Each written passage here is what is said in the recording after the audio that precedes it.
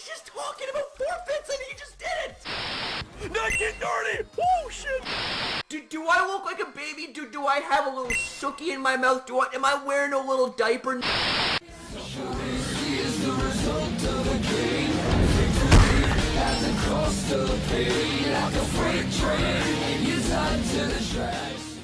Oh, ladies and gentlemen, boys and girls, and Pokemon fans of the world! It's your boy Mega Crash, and I welcome you guys back to a brand new video. Now, ladies and gentlemen, in this video here, what we're going to be doing is we are going to be doing kind of like a Pokemon Go discussion video. Now, here's the thing, okay, is that this is the first Pokemon Go video on the main channel in a very, very long time, so there's a lot I got to catch y'all up on. But the short and skinny of it, what's been going on recently is there have actually been some reworks done to the game, and the most recent rework is the fact that new moves have been added to a wide variety of Pokemon, and this right here changes the game. It changes the landscape of the game for certain Pokemon. So what we're going to be doing is we're going to be discussing these Pokemon here in this video. We've got an interesting little article here. I'll link you guys to it in the description box down below. But basically, guys, what this is it highlights the Pokemon that have benefited the most from this move rework. So with that being said, guys, hope you guys sit back, relax, and enjoy the video. And if you guys do enjoy,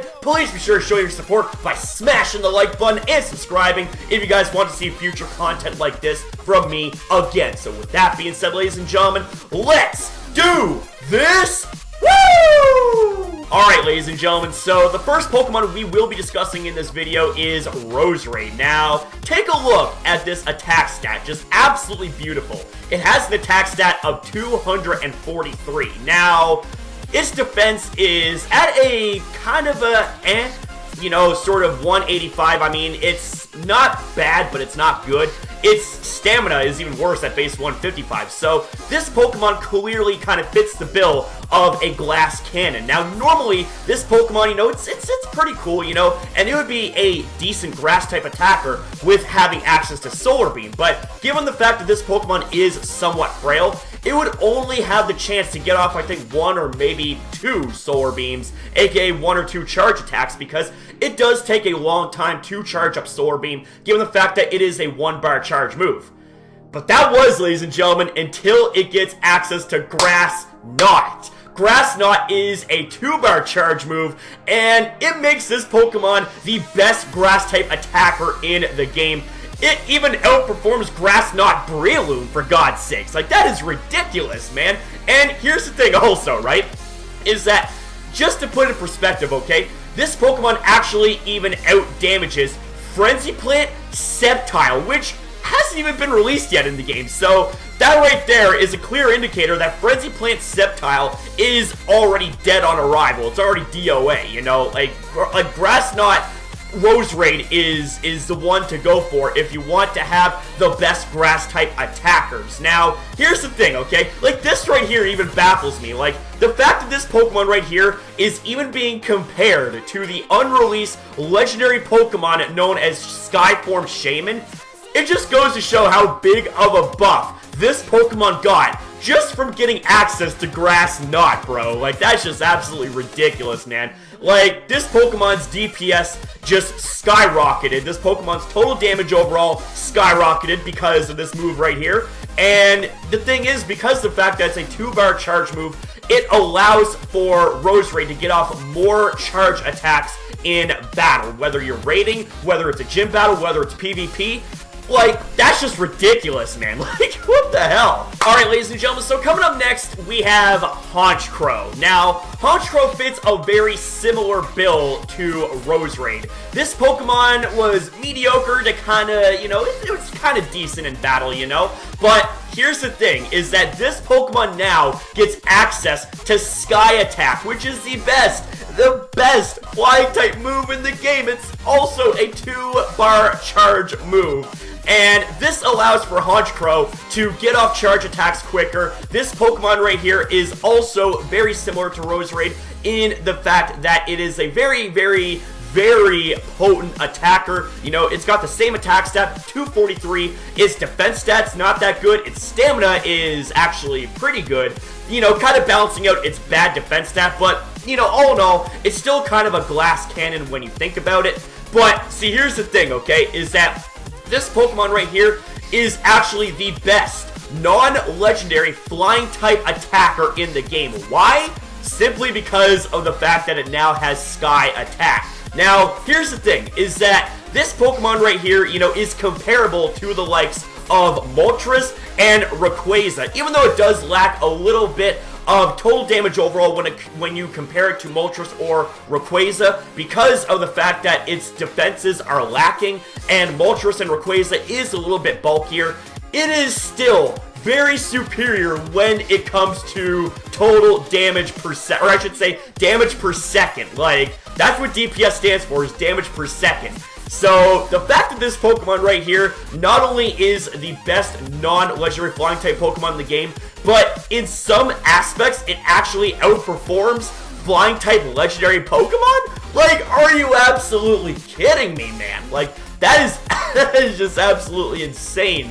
And I can honestly say I'm really hyped, I'm really excited, and I can honestly say I cannot wait to get myself a Honchkrow. I don't have a Honchkrow yet in Pokemon Go. You know, I'm waiting to get a really good one, but I don't have a good one yet. So with that being said, guys, let's go ahead and let's move on. So now we move on to some runner-ups, okay? So we have ourselves Donphan now getting access to Mudslap. So having Mudslap and Earthquake makes it a really good mono-ground attacker. It still does get outclassed by the likes of Groudon, Rhyperior, even its pre-evolution Rhydon, and it also gets outclassed by Garchomp and Mamoswine when they get released. This Pokemon does have access to a pretty decent fast move known as Mudslap. It's unfortunate it doesn't get something like Mudshot, which is a lot quicker. It does have access to slightly better DPS and total damage overall than, say, Golem, you know? But the thing is that Donphan is nowhere near a bad Pokemon. Like you can see right here, the stats are nice and balanced. We got 214 on the attack, 185 on the defense, and 207 on the stamina. So, I mean, the defense is the lowest, but it is still rather high. This Pokemon is bulky. It is tanky enough to be able to last a good while in battle. So, having access to Donphan is not a bad thing. So, with that being said, ladies and gentlemen, coming up next, we have ourselves Machamp. Now, Machamp, you know, is already arguably the best fighting type Pokemon in the game. But get this, guys. It now has access to Rock Slide. Oh my god, dude. That's just absolutely ridiculous, you know? Machamp having access to Rock Slide, which basically gives the middle finger to any flying type counters that think it can try and switch in on its fighting type offense. Well, guess what? Now they end up getting screwed. Yeah, that's right. We're talking at you, Gyarados. We're talking at you, Charizard, Dragonite, or whatever flying type Pokemon you think you can freely send out against Machamp and end up getting absolutely body bagged by Rock Slide, you know? Like, this just makes Machamp more versatile, even more of a potent fighting type Pokemon. Like, that's just absolutely amazing, guys. So, like, if you have access to high IV Machamps, I highly recommend you giving it Rock Slide. Hell, spend the dust, spend the candy to give it a new charge move, so that way it has access to not just Dynamic Punch, but Rock Slide as well. So, with that being said, coming up next, we have ourselves Houndoom. Now, Houndoom is an interesting Pokemon here, to say the least. What makes Houndoom so interesting is that even though it is a Pokemon that does get outclassed by a wide variety of Fire-type Pokemon, this Pokemon has one of the coolest designs ever, okay? Like, it's like a Hellhound, you know? But here's the thing, is that this Pokemon now gets access to Flamethrower, a 2-bar charge Fire-type move, which absolutely crushes Fire Blast. Even though Fire Blast is slightly more powerful, here's the thing. It's a 1-bar charge move, okay? But Flamethrower is a 2-bar charge move, which allows for you to charge up quicker so that way you can get off more charge attacks and just bring the Fire-type pain. Now, here's the thing, is that even though this Pokemon does get access to Flamethrower, which does give it a nice little buff as a fire type attacker. It gets outclassed still by the likes of Moltres, by the likes of the fire starters that gets access to Blast Burn. You know, it also gets outclassed by Entei, Flareon, Magmortar, and even Legacy Arcanine with Flamethrower. So do keep that in mind. But all in all, Houndoom is not a bad Pokemon to have on your team, especially now that it has access to Flamethrower. Now, ladies and gentlemen, last but not least, we have Ho-Oh here that's mentioned. Now, this Pokemon here is an interesting case because now this Pokemon gets access to the fast move known as Hidden Power. Now, the unfortunate thing about this is that you can't change your hidden power. So basically, for example, my 100% Ho-Oh has access to Hidden Power Ground, which I'm just like, I mean, you know, I'm a little bit disappointed, I'm not gonna lie, you know. I would have much rather have access to either Hidden Power Fire, Hidden Power Flying, or Hidden Power Grass because it matches Fire Blast, Brave Bird, and Solar Beam. So you can use all the charge TMs that you want, but the fact of the matter is that Hidden Power will not change. Once you have a Hidden Power, that's it. The typing will not change. Now, the typing does vary per Pokemon. So for one Pokemon to have access to, say, Hidden Power Water, you could have another that has access to, say, Hidden Power Electric. It's basically a roll. It is a very risky roll because once you have a Hidden Power set, there's no going back. So, you know, it's kind of like, it's a buff, but at the same time, it's like, it's a huge letdown if you don't roll the correct Hidden Power that you want to have for your Pokemon. Alright, ladies and gentlemen, so let's go ahead and let's wrap things up here. So we have ourselves some honorable mentions. We have an interesting list. We have Alolan Muck getting access to the dark type fast move known as Snarl. We have Aerodactyl getting access to the charge move known as Rock Slide, which I think is really cool, even though it does still get outclassed by other rock type attackers, such as Rampardos, such as Tyranitar, such as Rhyperior.